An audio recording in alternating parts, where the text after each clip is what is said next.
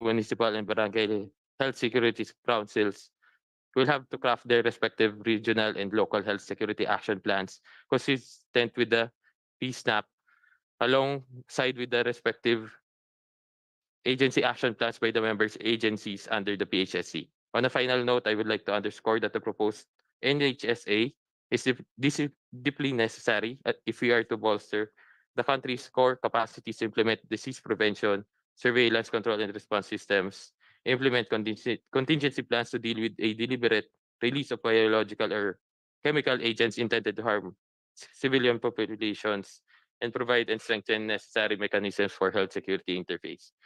I am hoping that this bill will generate the same enthusiasm and passion and gather the same support and commitment as so many of the members of Congress did for the UHC law.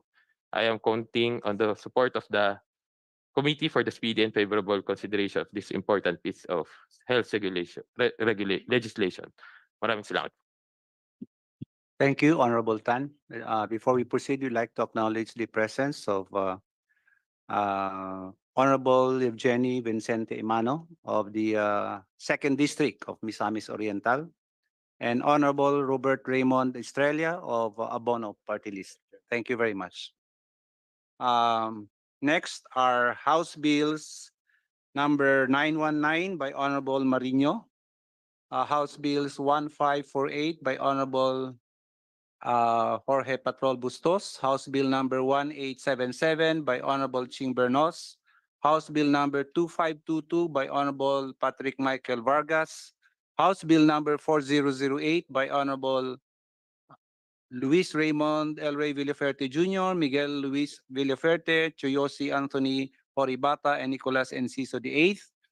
House Bill number 5319 by Honorable Midi Kua, and House Bill number 7248 by Honorable Rudy Cesar Fariñas will be sponsored in their behalf by Honorable Mark Go. Yeah, thank you, Mr. Chair. Good morning to everybody.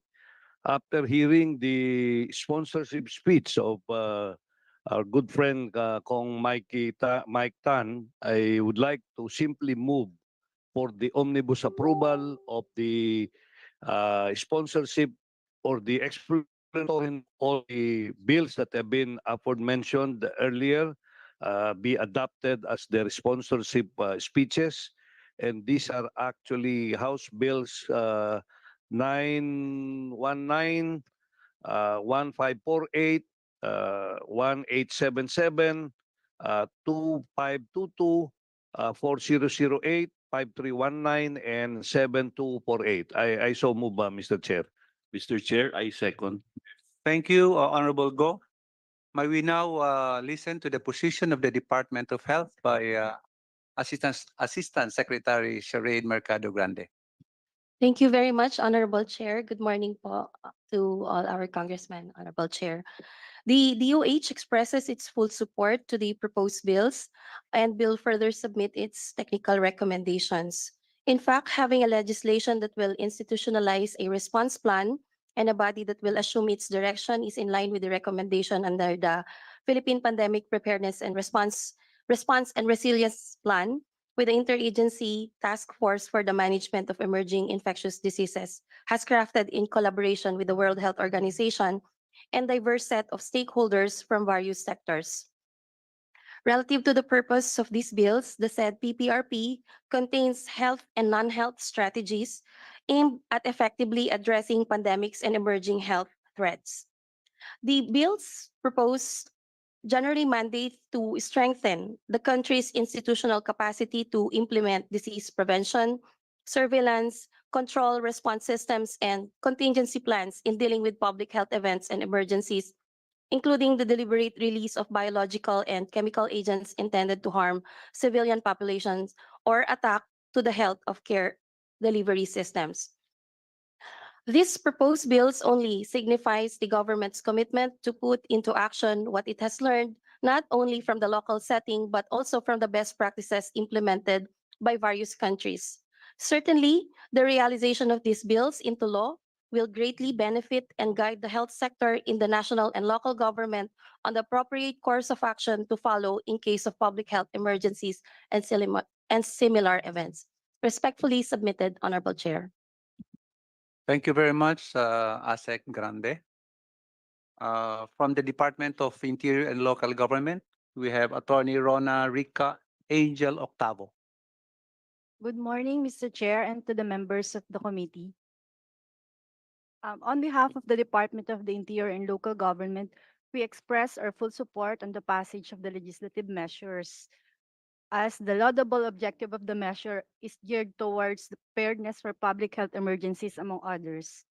The enactment of these bills is in consonance with the constitutional dictum, which provides that the state shall protect and promote the right to health of the people, instill health consciousness among them. However, Mr. Chair, we have two observations to be presented for the consideration of the Honorable Committee. Number one is that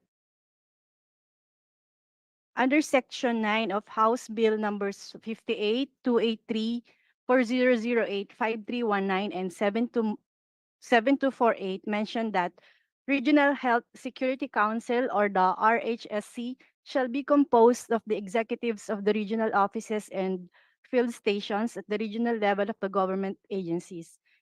In this regard, may we respectfully be clarified if the executives mentioned pertains to regional directors? This is as far as the Department of the Interior and Local Government is concerned, because as we refer the regional directors, the head of the department's regional offices. And second one, Mr. Chair, is with regard to Section 10 of the similar House bills. It provides for the organization at the Local Health Security Council.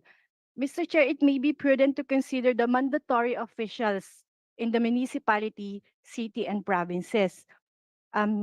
Because of the members of the some of the members of the RHSC, as mentioned in Section 10, are not mandatory officials of municipalities, cities, and provinces, Mr. Chair. So there may be LGUs na wala pong mga officials na pine-pertain po sa Section 10. That would be all, Mr. Chair. Thank you. Thank you very much. May we now hear from the Philhealth? Mr. Chair, would it be okay if we will answer the concern of the DILG? So we can address already. The question first is, will this mean that when you speak of the regional offices, you refer to the regional directors of the various agencies? And I think that is correct, unless, or probably the designee of the regional director. Mr. Chair. Maybe ask the author or Yes, one of the authors. no Yes. objection to the recommendations of the representative from the ILG that the composition of this as far as the uh, regional and the composition in the regional and local level uh, should be those already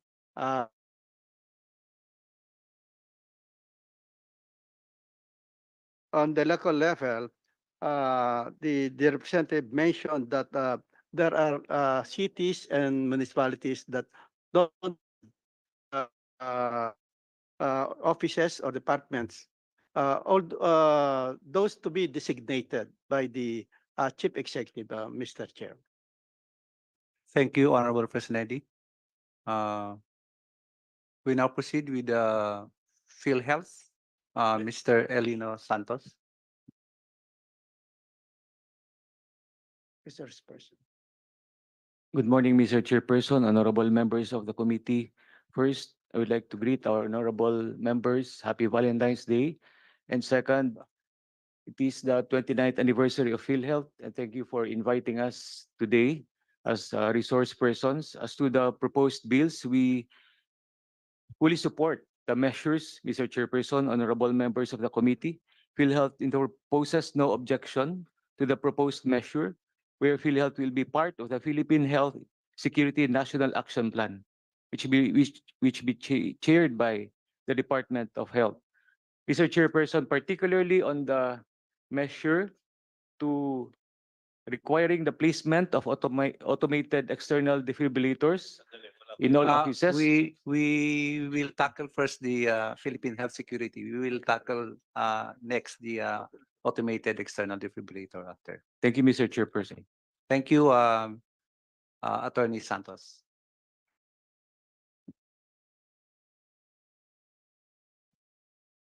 From the Department of Labor and Employment, Dr. Jeremiah Sforante.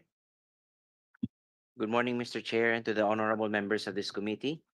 The Department of Labor and Employment wishes to inform the body that it will be submitting its official position on the bills pending this committee once it has consolidated the comments from the other concerned DOLE bureaus and attached agencies. Nevertheless, in essence, we are in support of the proposed legislative measures, the bills providing national health security, strengthening national preparedness and response to public health emergencies, and establishing an agency or organization on public health security and emergency will enhance existing strategies in addressing public health emergencies. We would like to emphasize that the safety and health of all responders, including the proposed Medical Reserve Corps, must be ensured so that the delivery of services to those affected by the crisis will be efficient and not be hampered. Thank you, Mr. Chair and Your Honors. Thank you very much. Before we proceed, we'd like to acknowledge the presence of Honorable Wilbert Lee of Agri Party List and Honorable Ramon Rodrigo Gutierrez of One Rider Party List. Thank you. From the Department of Transportation, Attorney Erica Pehi. Good morning, Mr. Chair. Good morning, everyone. On behalf of DOTR, we would like to express our general support on the proposed measures, and we intend to submit our position papers once approved. Thank you. Thank you, Attorney Pehi. From the National Economic and Development Authority, Mr. Tomasito Habate. Thank you, Mr. Chair, and to the honorable members of the committee. In general, the proposed bills are aligned with the objectives and strategies espoused in the Philippine Development Plan 2023-2028 on ensuring responsive and resilient health system, especially during pandemic and public health emergencies. NEDA will be submitting its official position once available, Mr. Chair. Thank you. Thank you very much. From the Philippine National Police, may we have a representative from the PNP? Yes, Yes, Police Colonel Cinco, sir. Elmer Cinco. Elmer Cinco. Yes, sir. To the chairperson of this committee, Honorable Sir Yaco Bigato Jr., sir. Other distinguished and honorable members of this committee, my fellow public servants who are attending this meeting, good morning. In behalf of our Chief PNP, Police General Benjamin Acorda, Jr., and all the PNP personnel attending this hearing today, I am Police Colonel Cinco, the Chief of Public Safety Division of the Directorate for Operation. Would like to express our deepest gratitude for this invitation as we support the endeavors of this meeting relative to the SID House bills pertaining to human security, health security, rather. As these bills aims to protect the physical and mental health of Filipinos, limit economic losses, and preserve confidence of the government by strengthening public health and healthcare system to effectively and swiftly confront health risks such as infectious diseases, use of chemical, biological, radiological, and nuclear weapons, or the so-called CBRN, health-related cyber warfare, and catastrophic natural disasters and human-caused incidents. The PNP, under the DILG, as a proposed member of the Philippine Health Security Council, being the agency mandated to enforce the law and maintain peace and order, will provide all the necessary support, Mr. Chair, and cooperation to the national government and to the Department of Health. We will just submit, Mr. Chair, our consolidated position PPAR from our constituted units and the police regional offices. Thank you, Mr. Chair. Thank you, Colonel Cinco. From the Food and Drug Administration, Mr. Archie Pialago. Hello, good morning, Mr. Chair. Good morning, everyone. The FDA fully supports po the bills, the strengthening the Philippine health security and emergency preparedness, readiness and response, and appropriating the funds. And we also welcome the for the inclusion as a member of the council. Thank you, Mr. Chair. We will submit our position paper. Thank you, Mr. Pialago. From the Philippine Red Cross, Dr. Christy Monina Nalupta. Good morning, Mr. Chair. Please allow Mr. Abrigado to deliver the position of the Philippine Red Cross. Please proceed. Good morning, Mr. Chair and members of the committee and everyone here today. The Philippine Red Cross stand at the forefront of humanitarian efforts driven by the rich history of service and a commitment to addressing health challenges facing the nation.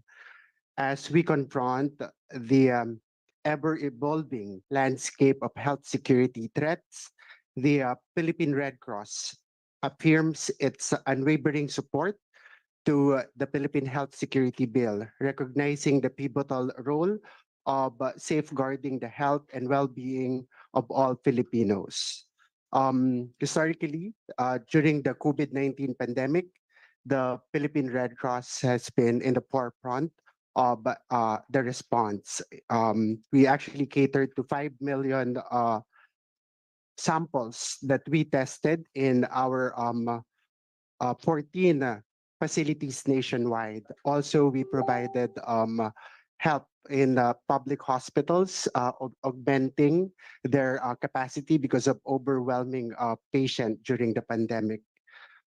The Philippine Red Cross affirms its steadfast support to the Philippine Health Security Bill, rooted in the deep understanding of our nation's history of health challenges. By learning from the lessons of the past and embracing the proactive approach of health security, we can build a safer and healthier future for all Filipinos. Mr. Chair, we'll be submitting our official position paper. Thank you. Thank you very much. Before we proceed, we'd like to acknowledge the presence of Honorable Rodolfo Ompong Ordanes of the Senior Citizens Party List. Thank you very much. From the Research Institute for Tropical Medicine, Attorney Annalisa Duran.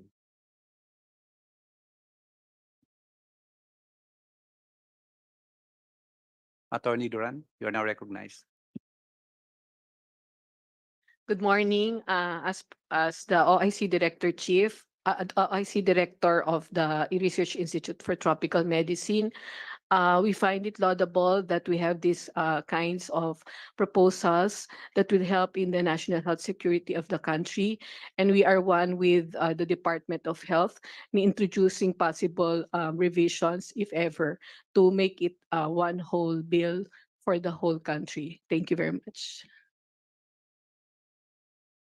And lastly, from the Department of Budget and Management, Ms. Nihal Abdul Rauf Pakalna. Good morning, Mr. Chair. Good morning, everyone.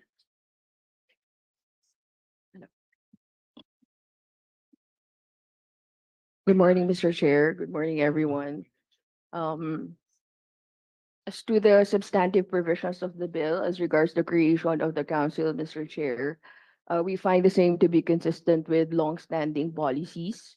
Our only suggestion is for the committee to consider revisiting the composition of the collegial body and, if possible, avoid bloating the membership in order to ease the attainment of a quorum during meetings. As to national government agency representatives, additional members of the council, our suggestion is for the committee to consider NGA representatives to be those that would have a significant impact and contribution in the development and implementation of policies.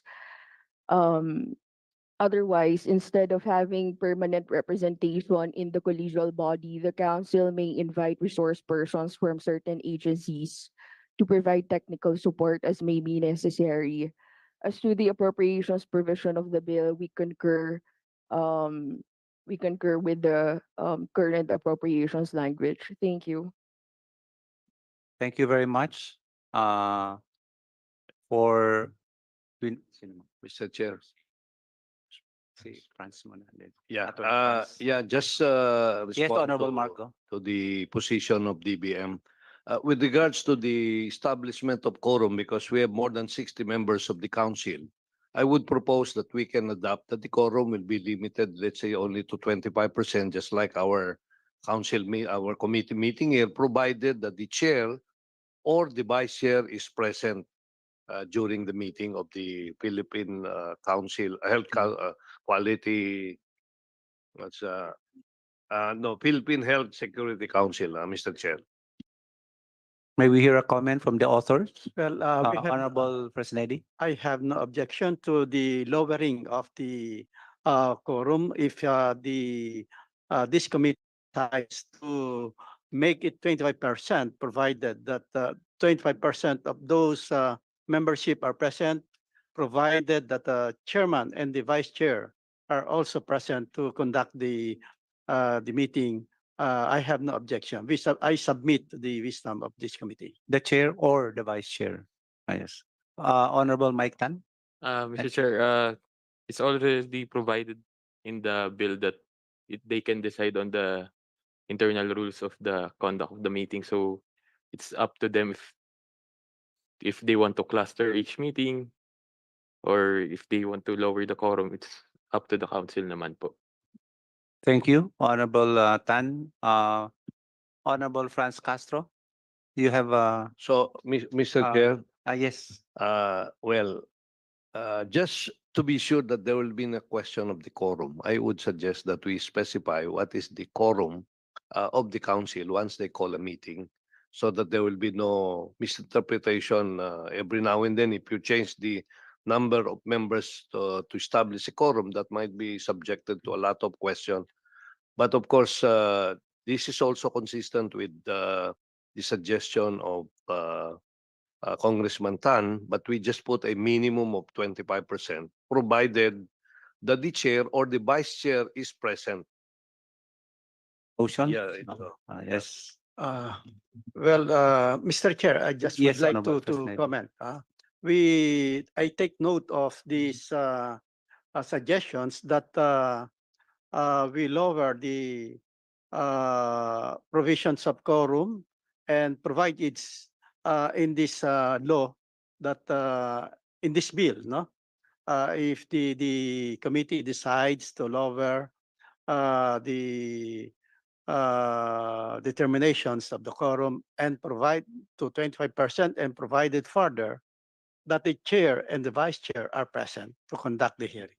So in the consolidation of the bill, do we all agree now that we will follow the recommendation of Honorable Marco? Yes, Mr. Chair. Okay. I so move. So there's a motion by Honorable Marco on the composition of the council and the lowering of the quorum. Duly seconded. Hearing an objection, the motion is approved. Honorable Franz Castro. Okay, thank you, Mr. Chair. Magandang umaga po sa ating lahat, sa ating mga colleague na naririto po. So, point of inquiry lang muna, Mr. Chair. So, I remember during the last Congress, parang meron na rin po tayong the same proposal. So, di ba parang meron na rin po tayong substitute bill or consolidated na bills? This was approved during the 18th Congress on third reading.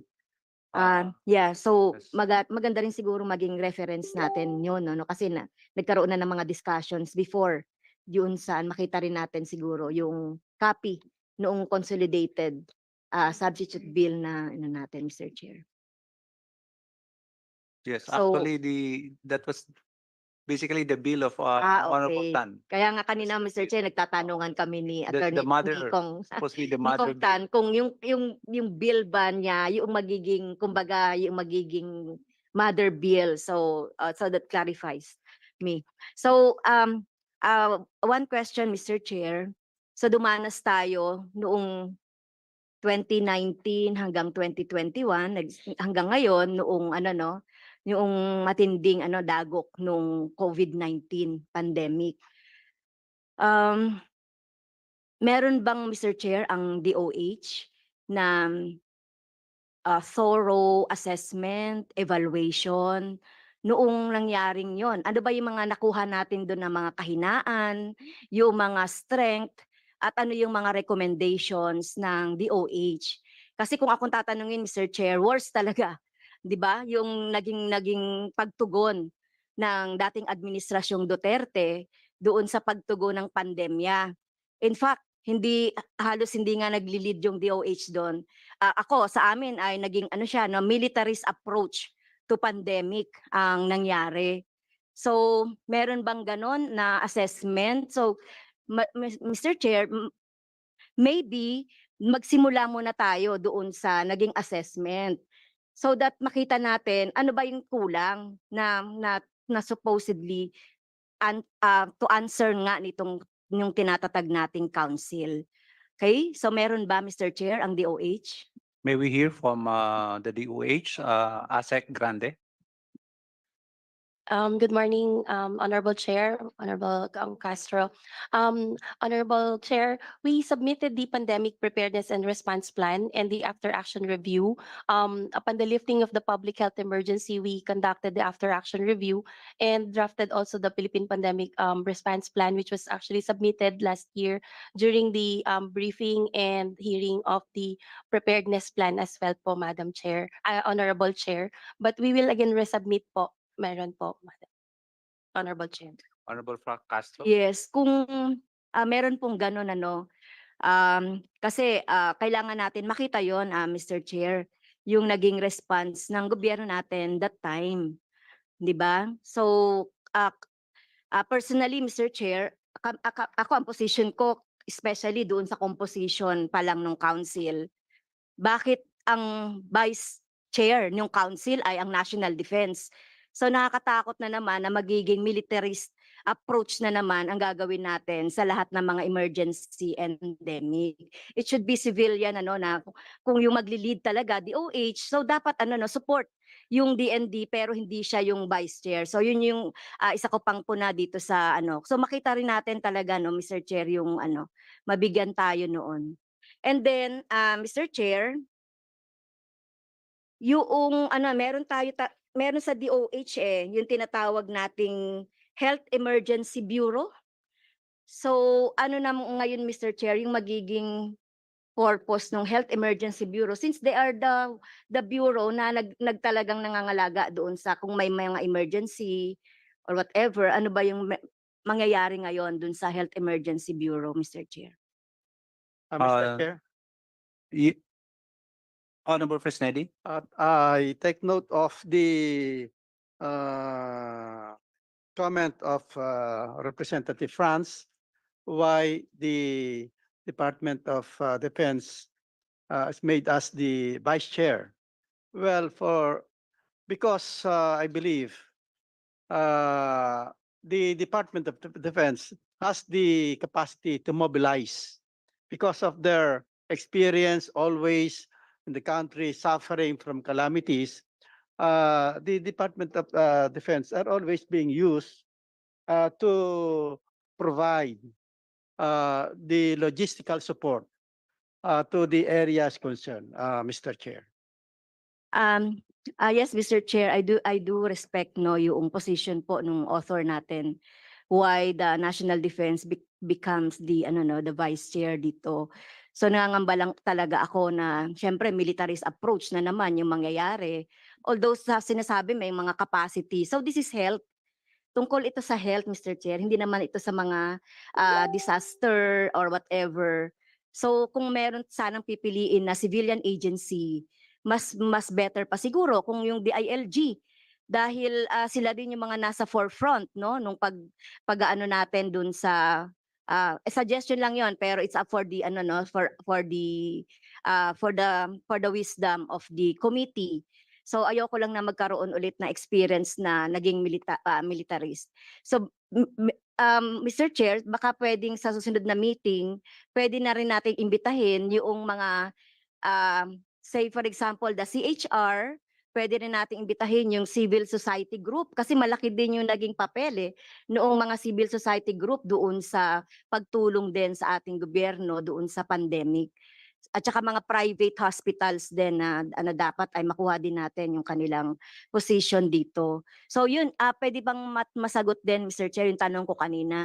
Kasi meron na tayong Bureau of something like emergency sa DOH. So ano na lang mangyayari ngayon doon at ano yung magiging papel dito sa halimbawa dito sa proposed council? Mr. Chair, Thank you, Honorable Castro. Mr. Chair, Uh, Mr. Chair. yes, Honorable Yeah. Hermano. With if the authors will allow, I believe that they have chosen DND to become the vice chair, Mr. Chair, because in the whole country, DND is the only agency that has a capacity to deliver through air, land, and sea, and through the waters. So if in terms of calamity, mobilization, I believe that the intention of the authors, Mr. Chair, is for easier access, easier response, and easier maneuver, Mr. Chair. Thank you, Mr. Chair. Thank you, With due Honorable. respect, Mr. Chair, to our colleague, so hindi naman natin ina-underestimate yung kakayahan ng ating mga DND na para mag-provide ng mga logistics na kailangan natin. So question ko lang yung sila yung vice chair, pwede naman sila as member. Kasi ito ay ano health ang pinag-uusapan dito no. Kaya so yun lang naman yun. So it's up for the committee pa rin kung ano yung magiging decision. So yung sinasabi ko naman ay based dun sa naging experience. We can mobilize naman the DND wherever we want them to help, di ba? Kahit saan yan, ma-mobilize kasi yan naman yung kanilang mandate na talagang tumulong sa lahat ng mga emergency, disaster, etc. Mr. Chair. So ayoko lang na I mean na yung naging experience natin before na militarized yung ating pagtugon doon sa ating So Mr. Chair. Thank you, Honorable Castro. We'll take note of your recommendation. DOH, please answer the question of Honorable Castro on the Health Emergency Bureau. Honorable Chair, with your permission, we also have here the Director of the Health Emergency Bureau, Honorable Chair, Director Bernadette. Director Velasco. Sir, good morning, Mr. Chair, and good morning to all the members of the Committee on Health. As far as Health Emergency Management Bureau is concerned, in the proposed bill, we will act as the Secretariat of the Philippine Health Security Council. However, the HEMB will still continue to provide technical assistance in terms of the 4 pillars on emergency management, which is prevention, preparedness, response, and also rehabilitation. So there will be no changes in the mandate of on the current mandate of the Health Emergency Management Bureau. Further, it will also expand the mandate or the deliverables of the bureau. Thank you. Thank you very much, Honorable Castro. Yes, thank you very much, Mr. Chair. So, kailangan natin, Mr. Chair, na palakasin, no? Tama si Director Velasco. Palakasin yung mandate nitong emergency kasi existing na nga ito. Okay? So, sorry hindi ko rin sila naririnig noon sa ano, no? Doon sa nangyari noon. Siguro, probably with the DOH siguro. So, yun lang po, at yung sa health emergency plan, so dahil hindi ko pa nabasa yung assessment, recommendation, and evaluation, sa health emergency plan, Mr. Chair, naka-include ba doon yung addressing the structural weaknesses of the healthcare system, yung mga prioritization and provision of adequate national budget for health, directly allotted to health agencies. So naka-include din po ba doon yung sa ano no kasi sa budget natin, Mr. Chair, parang maliit na ano lang eh. Paano natin makakapacitate yung ating attached agency sa DOH in terms of emergency kung ang budget nila ay ganong kaliit. So we have also the recommendation as regards to the budget and ano no, at syempre yung paano pa mas mapapalawig pa yung mandate nung ating Health Emergency Bureau dito sa DOH. And then, ito, Mr. Chair, i-clarify ko lang, yung sa Section 41 ng House Bill 1877, yung mga nag-complete ng NSTP, kasi parang merong sinasabi dito, no, those who have completed NSTP shall be mobilized. So parang contrary ito do sa title na volunteer mobilization. So ang ibig bang sabihin, shall. So nire-require natin, kino-compel natin yung mga NSTP completers dito sa ano no, kasi paano yung sinasabi nating volunteer mobilization?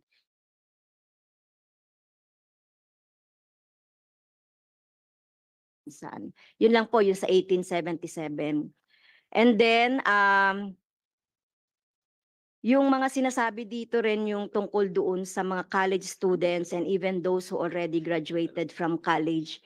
So ano yung magiging papel po nila doon sa council? So hindi ko naman tinatanggal yung volunteerism sa ating mga kabataan.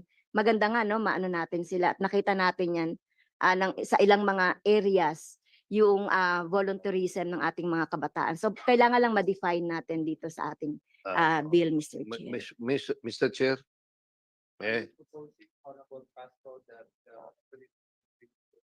Oo, kasi sabi kasi doon sa isang provision volunteer mobilization. So pwede yung mga graduate natin ng NSTP kasi 'di ba merong course sa NSTP na disaster disaster preparedness, etc. So yun po Mr. Chair. May I hear from the authors?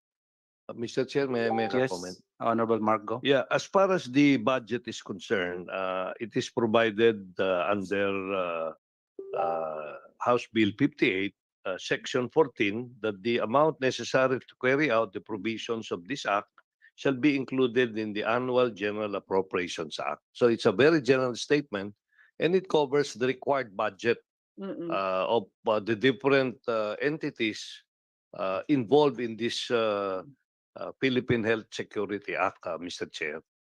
So that would answer, because we cannot put up the specific budget for each agency here, but we can hear those proposals during the budget deliberation here in Congress. The second item, yung shall participate, definitely that should be the target that we should let our NSTP graduates to participate in this activity, and all other Filipinos. I think we should encourage them. Yeah. Yun yung ano natin. So I don't see any contradiction between the title of voluntarism as against the provision that we shall ask our NSTP graduates to participate in this particular program of government. Mr. Chair. Yes, I understand, Mr. Chair. So yun lang po no kasi parang very mandatory at compelling. So hindi siyempre ang daming ang mga civil society na nag-volunteer nung panahon ng pandemya. Hindi naman natin na-prevent 'yun. In fact, ni-red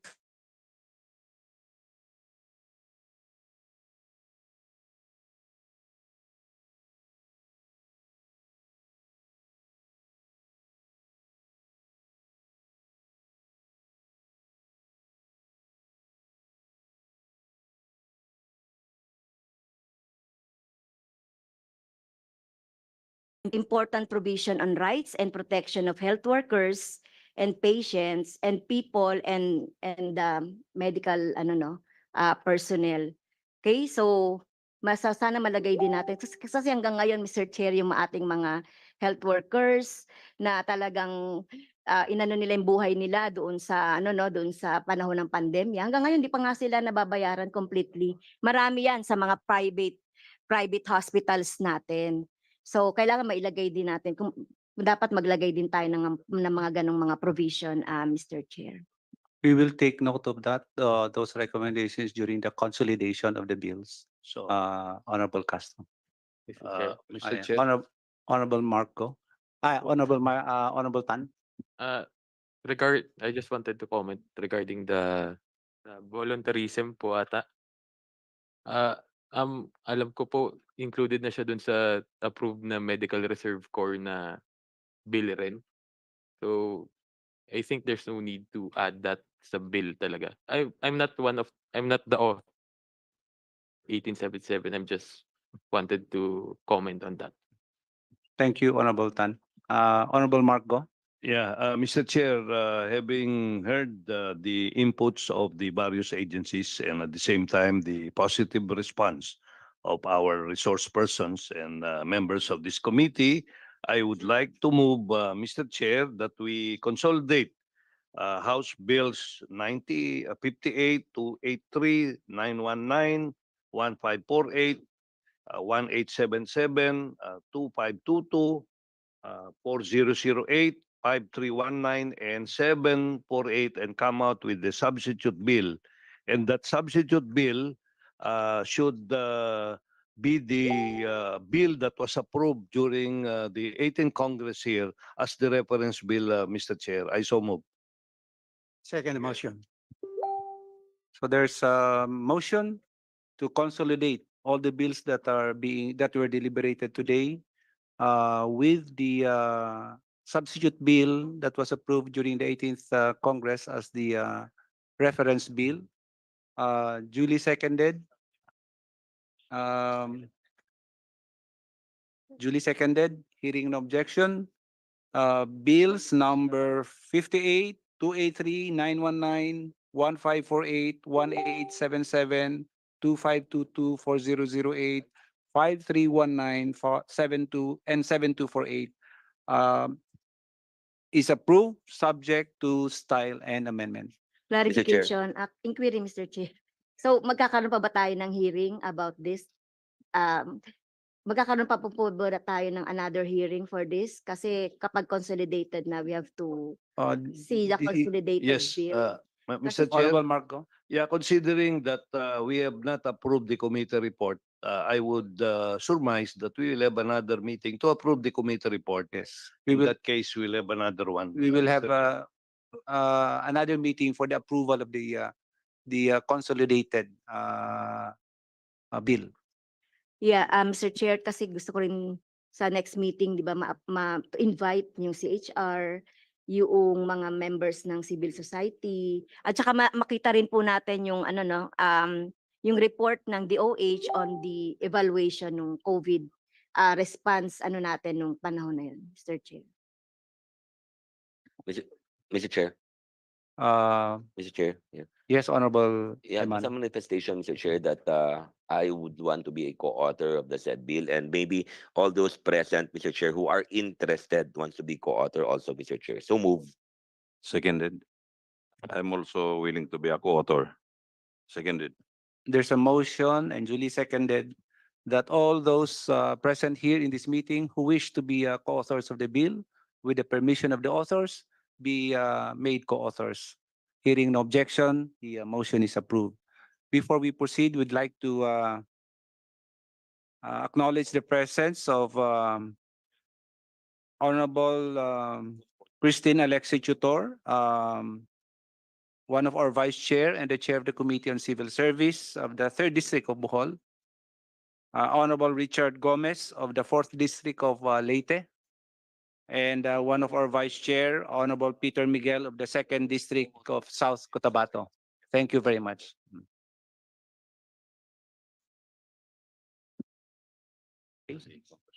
So we now proceed with the bills on the automated external defibrillator. House Bill number 4493, sponsored by Honorable Richard Gomez. You are now recognized.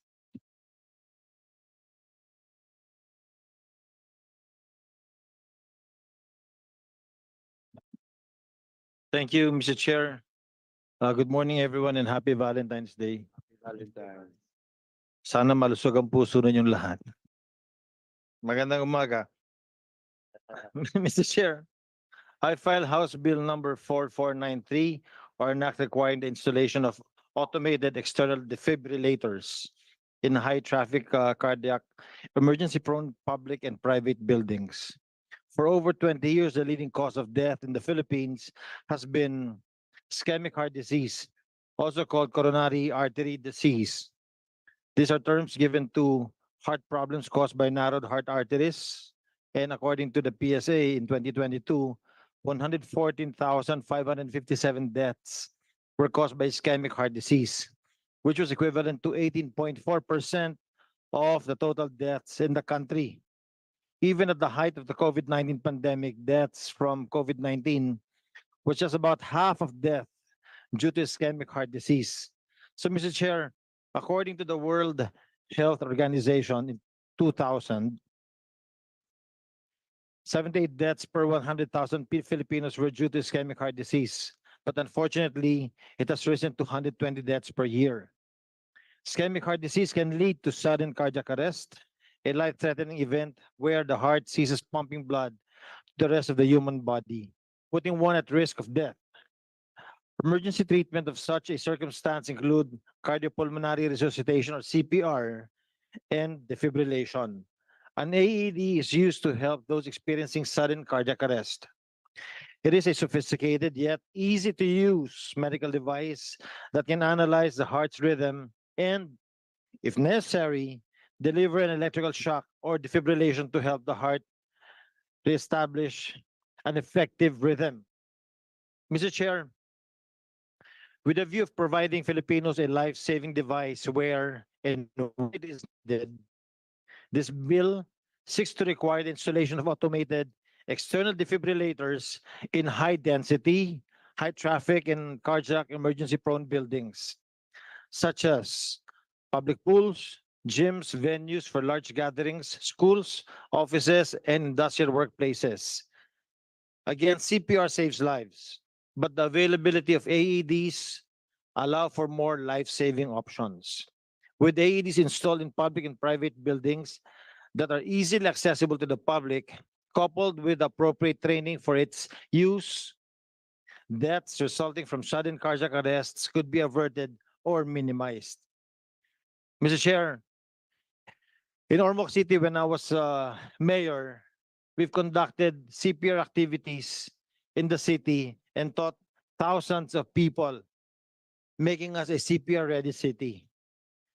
For AEDs, we have installed in high traffic areas a total of 13 and counting in the city hall, bus terminals, jeep terminals, in our convention center, in our public plaza.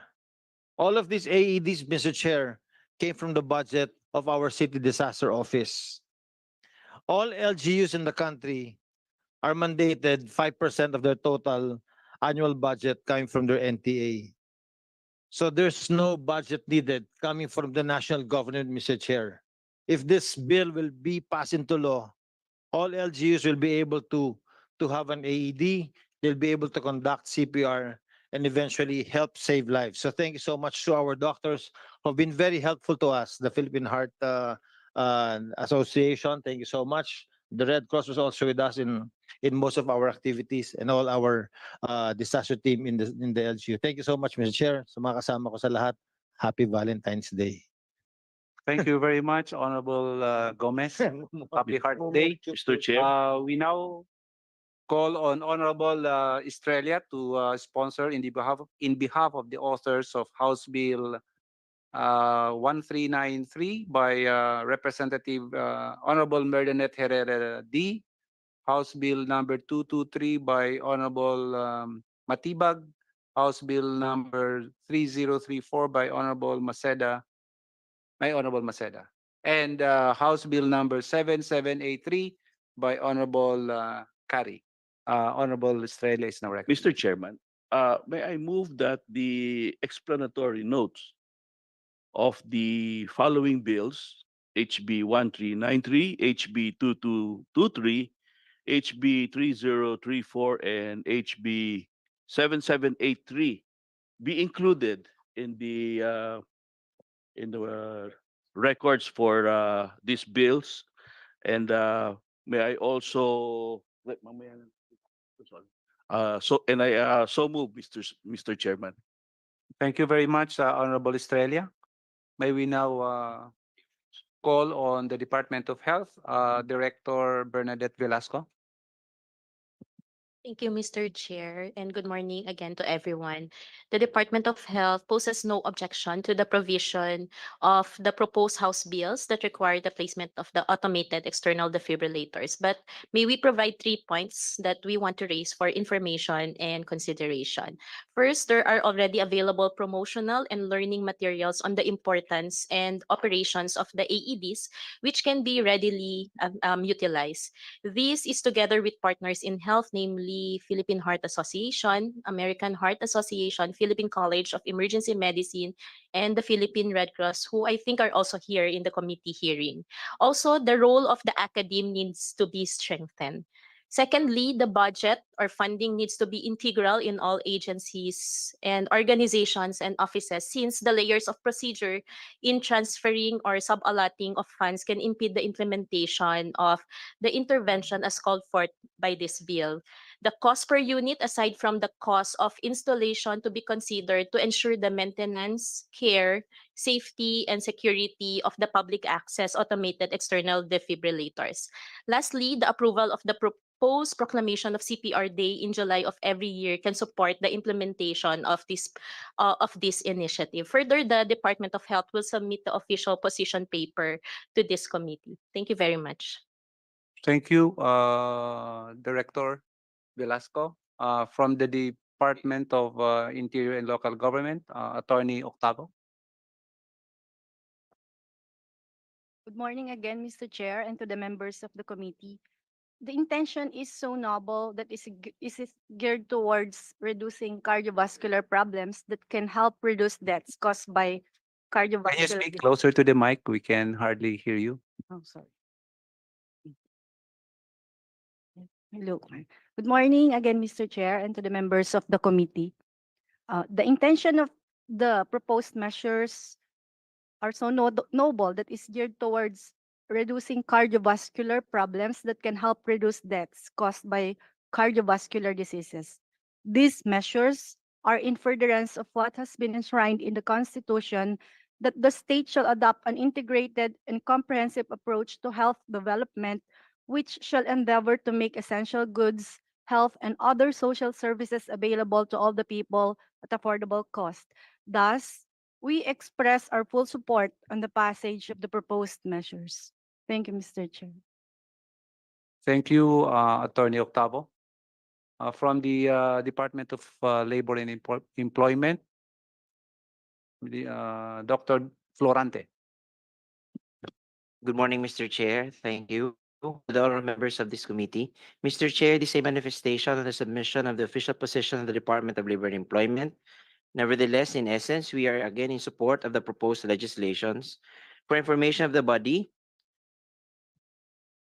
the proposed bills intend to strengthen Section 12 of the Department Order Number 198, Series of 2018, issued by the Department of Labor and Employment, or the implementing rules and regulations of Republic Act Number 11058, entitled An Act Strengthening Compliance with Occupational Safety and Health Standards and Providing Penalties for Violations thereof.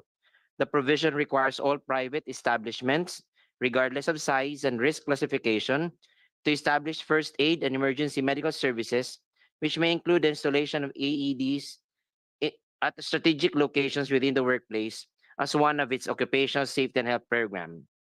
The DOLE also issued Department Order Number 235, Series of 2022, or the Rules on Certification of First Aiders and the Accreditation of First Aid Training Providers, following Section 25 of Republic Act Number 11058 and its IRR DOLE-DO Number 198, Series of 2018. The issuance requires all private establishments to have trained and certified first aiders with knowledge on the operation and maintenance of AEDs. Their training would depend on the employment size and risk level of the private company. A manual of procedures was later developed to a working environment where safety training activities are made compulsory and to secure correct first aid skills for first aiders to prevent injuries and fatalities in the workplace.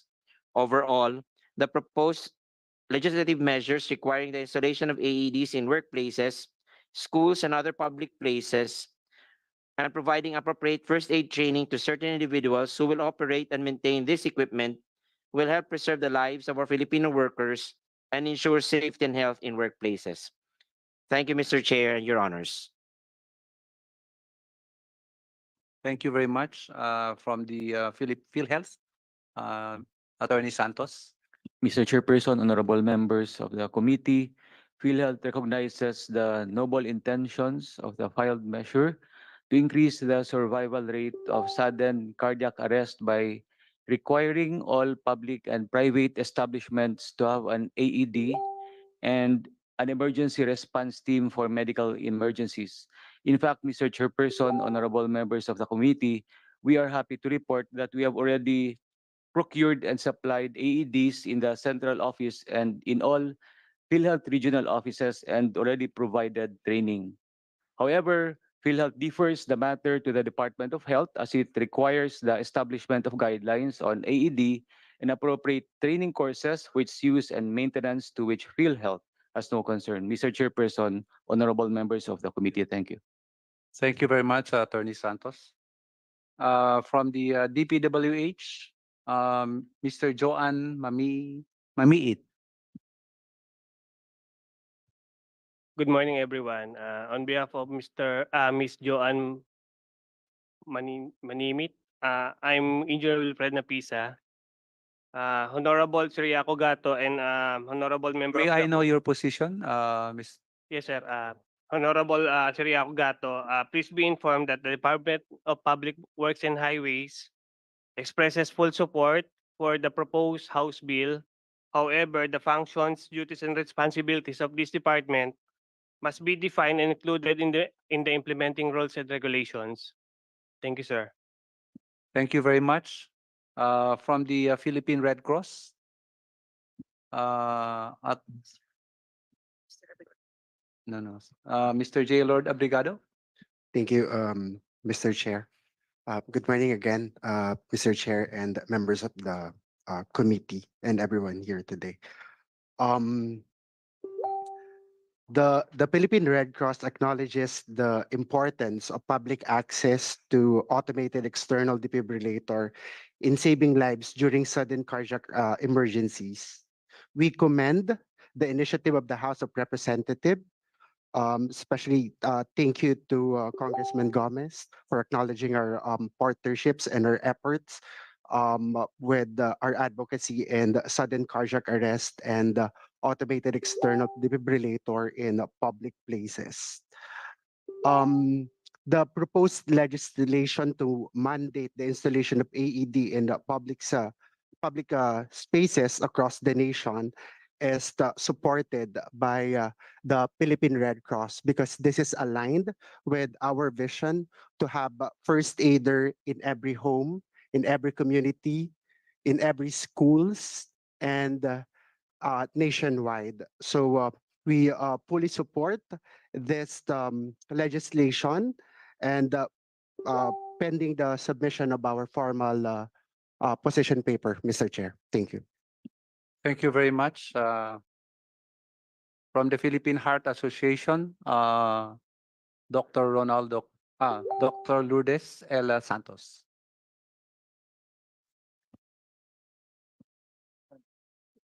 Uh, Or Dr. Cuico? Yeah. Yes, Dr. Ronald Cuico. uh, Thank you, Mr. Chair, of course, Congressman and Dr. Gato, and the members of the committee. Of course, among any others, PHA is very happy. Can you speak closer to the mic? Yeah, do you hear me now? So actually, the PH is very happy for this bill. Kami siguro ngayon ang pinakamasaya. Of course, we've been pushing for this. We have this program, CPR Ready Philippines, since 2015, and we have partners, of course, the DOH through HEMB, the Philippine Red Cross, American Heart Association, Perry College of Emergency Medicine. We are very much convinced, the Philippine Heart Association, and as you have stated, the importance of this AED.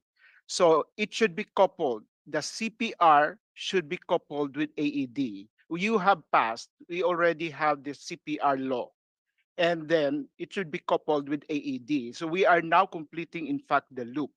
The CPR alone can increase the survivability of those patients with sudden cardiac arrest by 10%. And it triples of trying to increase, it increases by three times of, the survivability of those patients having cardiac arrest. So it's really a very important one. Now, just to state, of course, in recognition of the efforts of Congressman uh, Gomez, his town, his city was one of those LGUs who actually, as he has stated, one of those major cities who installed AEDs. And we have also from Bigan, from Bataan, and of course the latest is the Pasig.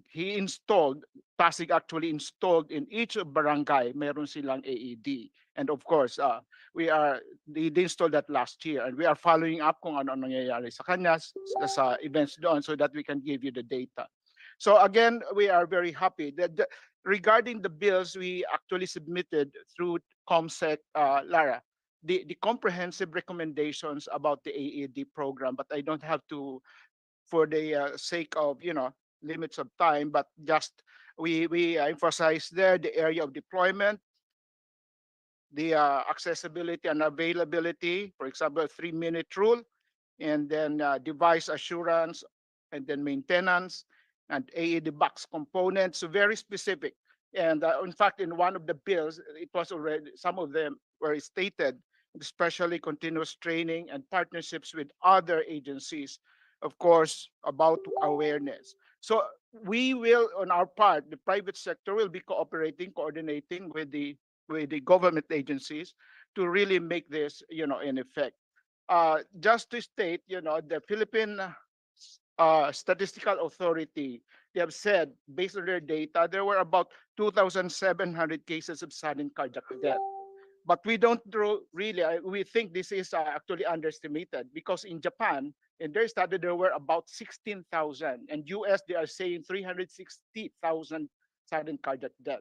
So we are missing something. So I think this is an important call for action to all of us. So thank you, Mr. Chair.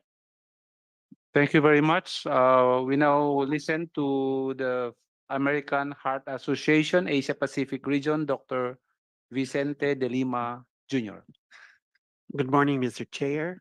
The American Heart Association fully supports, and we are a supporting agency to the Department of Health, Health Emergency Management Bureau. We support the Philippine Heart Association. We support Red Cross and the Philippine College of Emergency. The final position paper will come from our headquarters in Dallas, Texas, USA. So we fully support these bills. Thank you. Thank you very much. Last is from the DBM.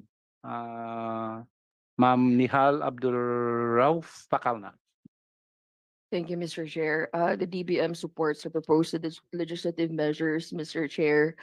On the appropriations provision, we would like to clarify the intent lang, Mr. Chair. If the appropriations which shall be included in the General Appropriations Act or the GAA are those equipment that will be placed in national government agency buildings. Because if so, we suggest, Mr. Chair, that the appropriations provision clarify that only the requirements of national government agencies shall be included in the GAA, as will be determined by the Department of Health. Thank you. May I ask from the author the query of Ma'am Nihal from DBM on the appropriations? Mr. Chair, what was the query of the DBM? Ms. Nihal, you were asking whether the budget for the AED is from the General Appropriations Act. Is that your question? Yes, Mr. Chair. The appropriations provision provide that the funding for purposes of the bill shall be sourced from the GAA. However, we would like to clarify lang, Mr. Chair, kung yung i-include ba natin sa GAA ay for national government agency requirements as determined by the Department of Health, or i-cover din ba niya yung other requirements as ng local government units and perhaps other entities that will be determined by the Department of Health, so that the appropriations provision or language in the bill is clear? Thank you. Mr. Chair, for budgetary requirements, the LGUs can get it from their disaster fund. Disaster fund is mandatory. 5% of that will come from their annual income or the national tax allocation. Now, with regards to departments or national government agencies, I suggest you get it from your capital outlay or from your MOOE. In fact, Mr. Chair, together with Representative Miguel, we were talking about this AED just a while ago, that it is very important also to have AEDs installed in the House of Representatives. Kasi baka biglang nagkainitan sa discussion, may atakihin dito, mabawasan tayo ng congressman dito, hindi naman maganda. At wag naman sana. Lalo na nasa plenary tayo. So Mr. Chair, I think we should first install also in the House of Representatives. Thank you. I agree, Honorable Gomez. May I ask from the Department of Health or from anyone, how much is the cost of AED? From the Philippine Heart Association? Probably I asked the chair, the CPR and AED Council, the PHA, he knows the data. Hello, good morning, everyone. Thank you for inviting us. The range of prices for the AED would range from 60,000 to 120,000. That would depend on if it's low end or high end. It's going to depend on the plan of a city or an LGU, whether to make an AED program as systematic. So that's gonna depend on the plan of the area. So from 60 to 120K. But of course, you can make deals. Thank you very much. And if this bill becomes a law and the implementation, how many AEDs will be needed nationwide if we are to put AEDs in all public places and health risk prone places? Anyone? Based on the data available, the recommendation is actually the AED should be accessible within 3 minutes, because it only takes 3 minutes for you to be able to, improve the survivability. Yes, we understand Yeah. the time of it is of the essence. My question is how many AEDs will be needed? So- Approximately how many units of AEDs do we need? Of course, If we are to place AEDs in all public places and health risk prone yeah, Mr. Chair, of places. course, we cannot. Are we give you the- talking about hundreds of 100,000, 200,000 AEDs? Yeah, likely about that, Mr. Chair, but of course, we cannot give you the exact data, but what I mentioned is that just the accessibility, and therefore we can actually sort of compute. In Singapore, they are saying 100 meters away from the AED gadget that it should be accessed. So therefore, we are talking here thousands probably. But somebody told us about this AED. Of course, the government is, you have the fund, but with the private sector, somebody told us, this AED should be treated as if parang yung fire exit, fire distinguisher.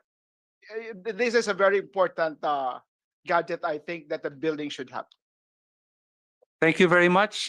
Before we proceed, we'd like to acknowledge the presence of Honorable Angelo Marcos Barba of the Second District of Ilocos Norte and Honorable Augustina Dominic Dichetina Pancho of the Second District of Bulacan. Thank you very much. And I would like to acknowledge also the presence of the President of the Philhealth, Honorable Emmanuel Ledesma Jr. Thank you very Good much. morning, sir. Morning, Your Honors.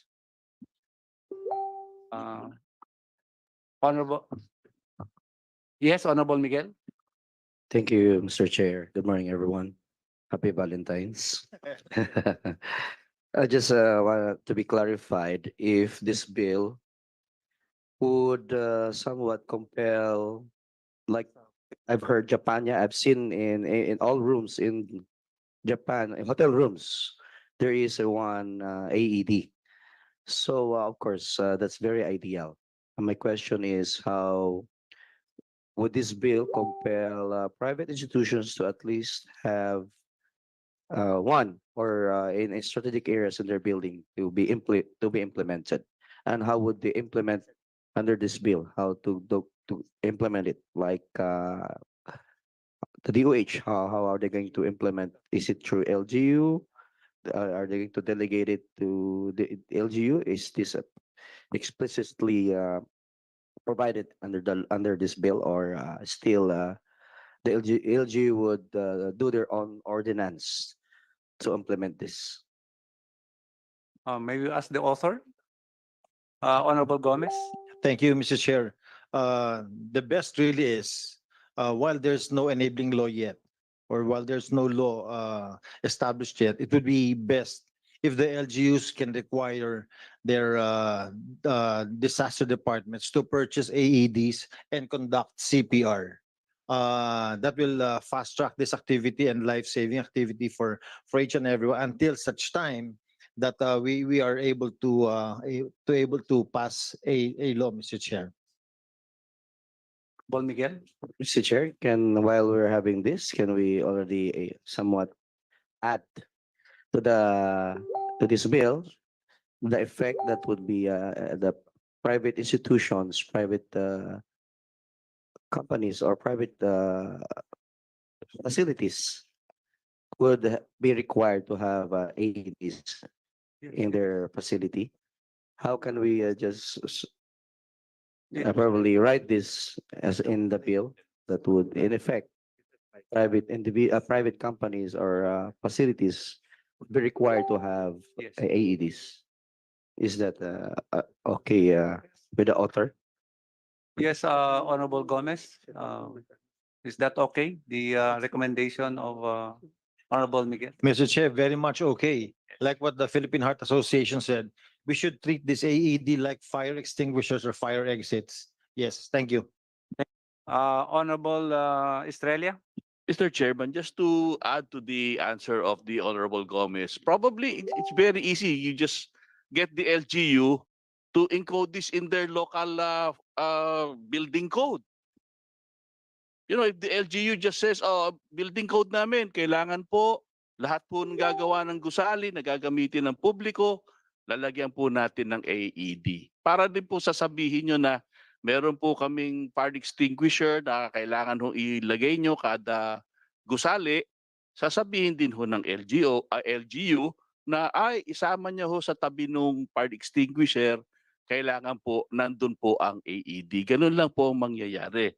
Mr. Chairman, may I move that yun lang, Mr. Before your motion, we'd like to call on Honorable Tutor. Thank you, Mr. Chair. It is a good thing if we are going to treat it as like a fire extinguisher or a fire exit, but knowing the amount, if I have heard it right, it's 60,000, right? 60 More or to less 100,000. 60 to 100,000. So how can we treat it just like a fire extinguisher, like every. So we have to look at its doability, because not all private institution can afford to have a lot of this on their buildings. So we have to categorize what kind of private institution or companies that actually need all of this. As to Red Cross, I think what is much more needed is we ourselves know how to do the CPR, because it's the first aid of everything. So may I ask the Red Cross, do you conduct trainings with the trainings on the use of AEDs? Uh, Philippine Red Cross. Thank you, Mr. Chair.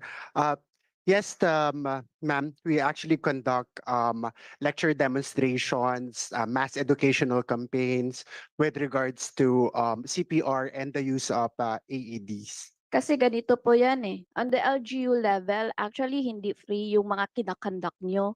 'Di ba? Most especially sa mga private institution, private companies where they ask for trainings like this and like that.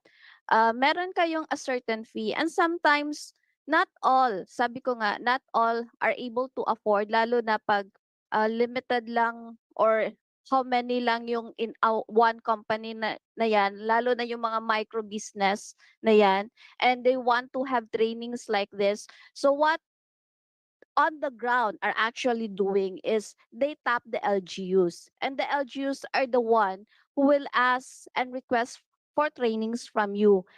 Pero sana naman from the Philippine Red Cross, meron kayong taripa. Merong taripa kayo on how much really is the fee? Because we know exactly what's on the ground with the trainings that you are conducting. And of course, sa LGUs natin, we assume that all MDRMs can afford with this, all LGUs can afford with this.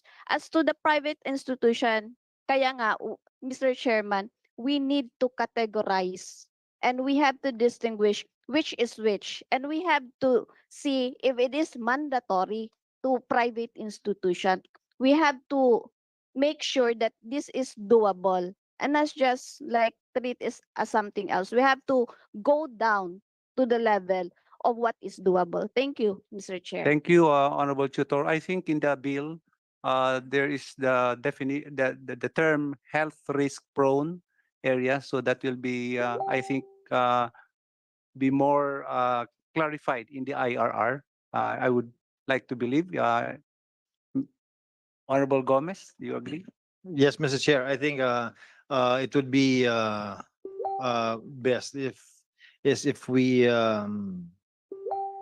install initially in high traffic areas, no, such as public bus terminals, plazas, convention centers, no.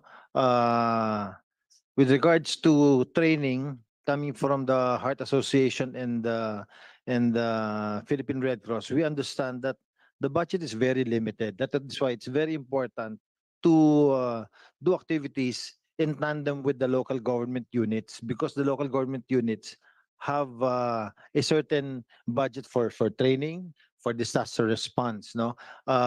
Hindi rin natin pwedeng iasa lang sa Red Cross, kasi yung Red Cross nga sa amin sa Ormoc talaga napakalito ng budget yon at tinutulungan lang ng LGU. But I'd like to thank the beautiful representative, no, for bringing it up, na talagang kailangan ito, concerted effort ito between the public and private sector, the government agencies, and especially the LGUs. Thank you, Mr. Chair. Thank you, Honorable Gomez. Before we proceed, we'd like to acknowledge the presence of our Senior Vice Chair, Honorable Anthony Rolando Goles Jr. of Malasakit Bayanihan Party List. Mr. Chair, May Mr. I Chairman.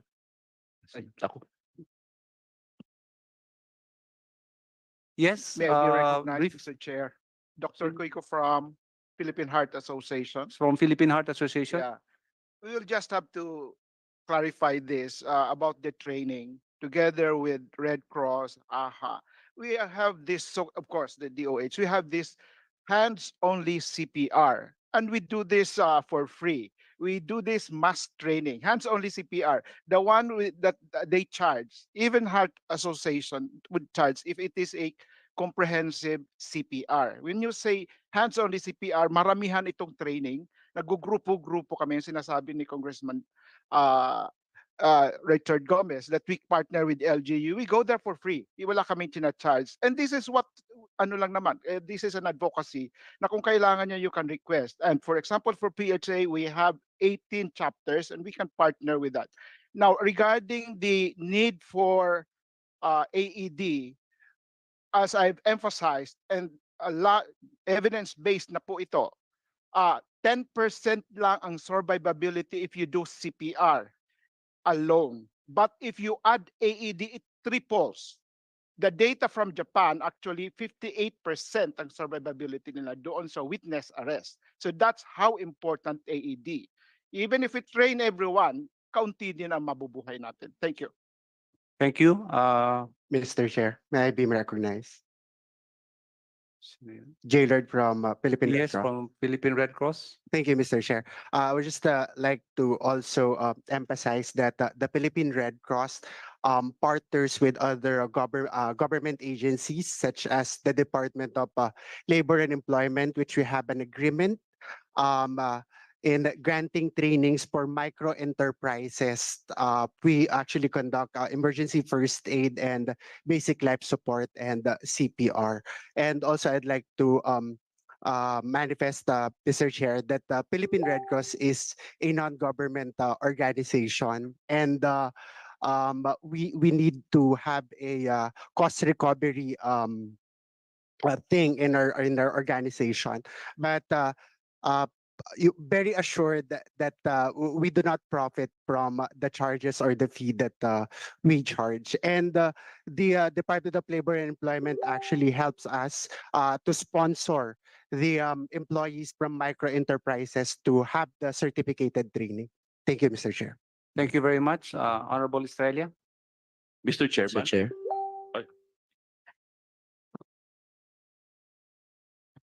Mr. Chair, I move to consolidate HB number.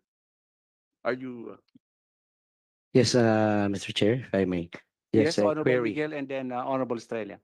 Just a query to, I understand the authors are intending to have the Department of Health as the lead agency. And my question is to DOH. Mm, how do you foresee how it will be, I believe having the machine alone is not enough.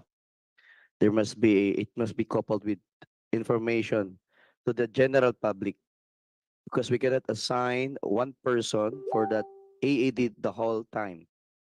So chances are the machine will be there, but there's no required personnel to man that, and therefore it will be used by anyone on by chance. So it means that the knowledge of how to use this machine should be for the entire general populace. My question is to the DOH, how are you going to go about informing the public on how to use this? Because using AED, technically there are some do's and don'ts when you do this. So how are we going to inform the public on this usage? Assistant Secretary Domingo. from Thank you so DOH. much, Mr. Chair. Napakahalagang tanong po. And before answering, with the indulgence of the Vice Chair of Health, kasi po nag-uusapan kami yung tanong kung ilan na AED ang pinag-uusapan.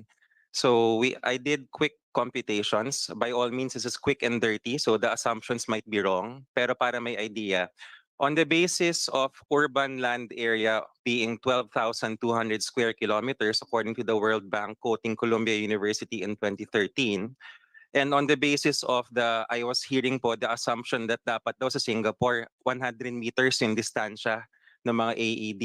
Pag kinompute natin yon by square meter, 100 times 100, 10,000 square meters. Sabihin na po natin kada 10,000 square meters isang AED. Magkakaroon tayo ng numero na 12 billion 200 million urban square meters sa Pilipinas. Hindi ho natin alam kung nasan to. Meron pong mga concentrated, may mga buildings, may mga ano. Ngayon kung ang presyo po ng AED ay nakarinig po tayo ng range na 60 to 120,000, kunin na po natin yung midpoint, 90,000. Ang kailangan po na halaga para bumili ng AEDs, ilang AEDs po yan? 1,220,000 AEDs nationwide at 90,000 per AED, that is 109.8 billion pesos. Now to answer po the question of the Vice Chair of Health, maliban po dun sa capital outlay for the AED, there will be a component of course of health literacy. Now, this is actually the more cost-effective na kaya po namin sagutin sa DOH. Meron pong free training on how to do CPR. Tama po, Philippine Heart Association. Importante ho na hindi lang kabit tayo ng kabit ng makina na ng pangkuryente kasi hindi naman lahat ng rhythms ay shockable. May mga no need for defibrillation na sinasabi po. Having said that, the DOH can always make it part of the primary care health literacy program, which the Health Promotion Bureau and also our hospitals can be doing po should this become a measure. Thank you, Mr. Chair.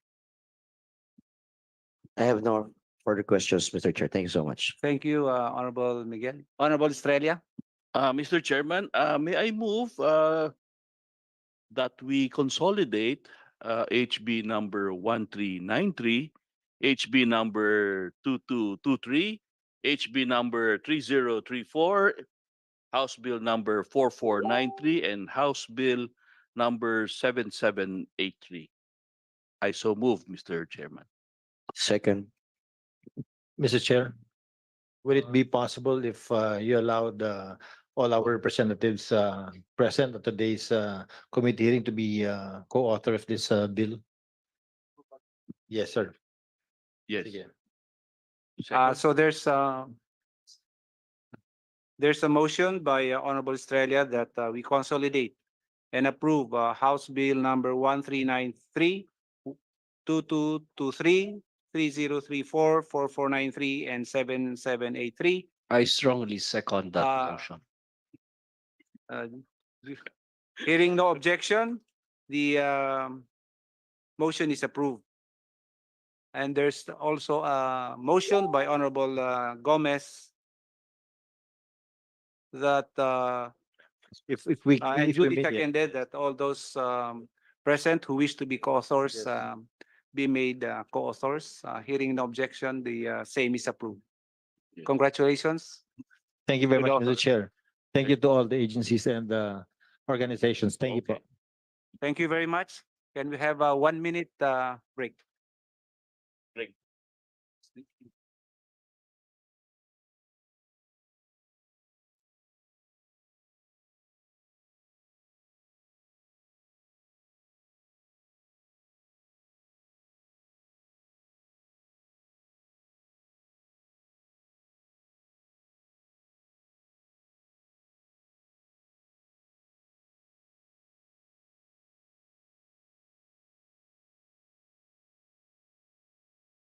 Kailangan bilisan natin to.